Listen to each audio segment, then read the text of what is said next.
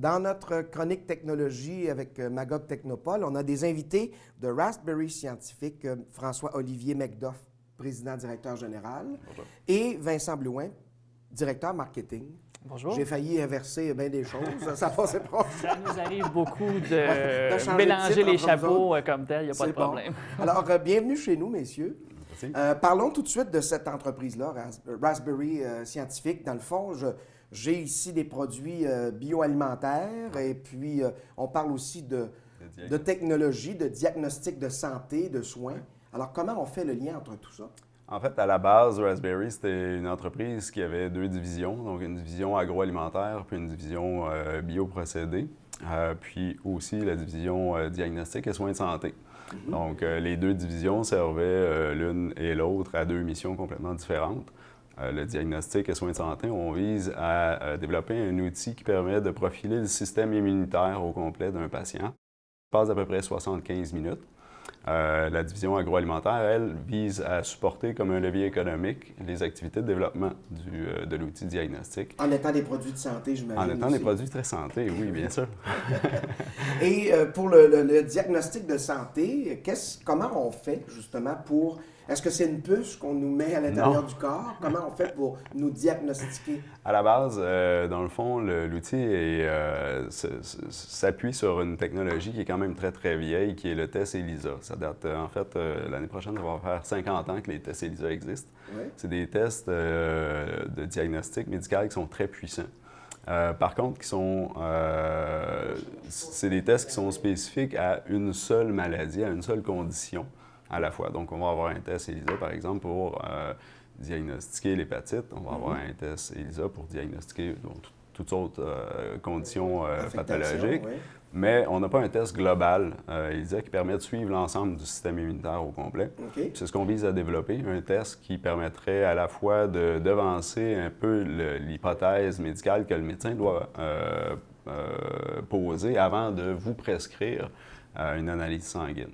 Donc, aller au-devant du médecin pour se placer entre le patient et le médecin avant qu'il y ait un diagnostic qui ait à être établi, que l'outil, lui, arrive, puis fasse déjà un survol du profil de toutes les anticorps. On est comme en pré-prévention. On est en pré-prévention, oui, exactement. OK, un peu en avant. Comment ça se déroule, moi, quand je rencontre le médecin ou si c'est l'entreprise qui nous rencontre? Comment ça se... Présentement, l'outil est en développement. OK. Donc, on n'est pas rendu encore en clinique. On vise à se positionner éventuellement. C'est Vincent qui a la charge de développer ce côté-là de l'entreprise. Mais on vise à c'est un outil qui vise à être au point d'intervention qu'on dit, donc un point of care. Les points of care, c'est des outils qui peuvent être délocalisés dans les cabinets des médecins ou dans les pharmacies, par exemple. On en connaît quelques-uns. Vincent, comment on va approcher ces cliniques médicales-là? C'est les médecins qui sont propriétaires de leur clinique, bien souvent. Oui, entre autres choses. Il y a aussi la beauté de notre outil, en fait, c'est qu'il ne sert pas seulement au médical comme tel, mais la technologie est transférable aussi chez les animaux. Donc, on a la possibilité aussi d'aller explorer d'autres marchés, comme les marchés de la médecine vétérinaire, entre autres choses. Puis le marché de la recherche comme tel, pour donc tout ce qui est recherche médicale, pour permettre le développement de nouveaux médicaments ou de nouveaux vaccins en parallèle de ce que l'outil est capable de faire au niveau du diagnostic. Je donne un exemple. On pourrait prévenir un zona avec ça, ce genre de maladie? En fait, l'idée, c'est qu'on serait à même de le diagnostiquer d'avance.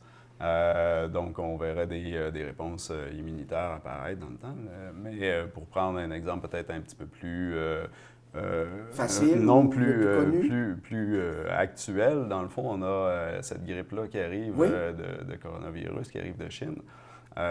Simplement mentionner que ça a pris 2 semaines avant que le diagnostic du premier patient puisse être fait.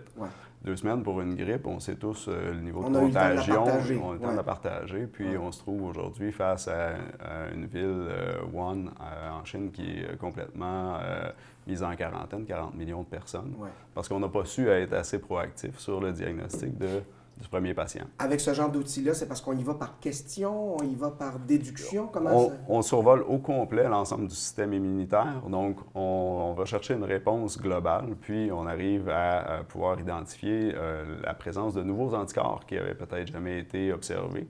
À partir de ce moment-là, on a déjà un signal qui nous dit que c'est quelque chose qu'on ne connaît pas. Okay. Donc, dans le cas de la grippe chinoise, bien, ça aurait été un signal facile pour les médecins de dire OK, on a un patient un peu particulier, un peu spécial, donc on devrait le mettre en isolation tout de suite. Okay. Ouais. Donc, évidemment, les gens pourraient aller chercher un peu d'informations, du complément d'information peut-être par Internet, aller voir un peu qui vous êtes, les médecins ou les spécialistes de la santé, en tout cas.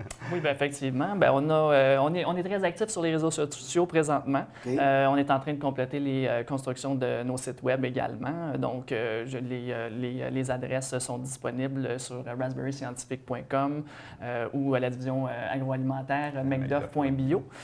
Donc là, il y a de l'information qui est disponible aussi. Et puis ça, c'est en attendant justement d'être de plus en plus présent, chose sur laquelle on travaille depuis l'automne dernier. Au niveau des soins de la santé. Oui.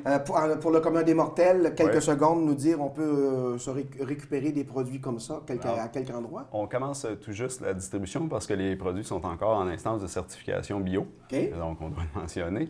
Mais on est à la recherche. Bien, Vincent passe une partie de ses heures de travail justement à débroussailler tout le marché du détail. Donc ici, dans la région de Magog, mais partout en Estrie et au Québec, on a déjà des points de vente qui ont été établis, qui ont été identifiés. Ouais. On est entre autres au Centre de valorisation alimentaire à Sherbrooke, au marché de la gare. Et puis bientôt, on devrait être disponible en ligne à partir de la semaine prochaine à mathurin.ca. Parfait. Bien, merci beaucoup, messieurs. Merci à vous. Bonne continuation. Merci beaucoup.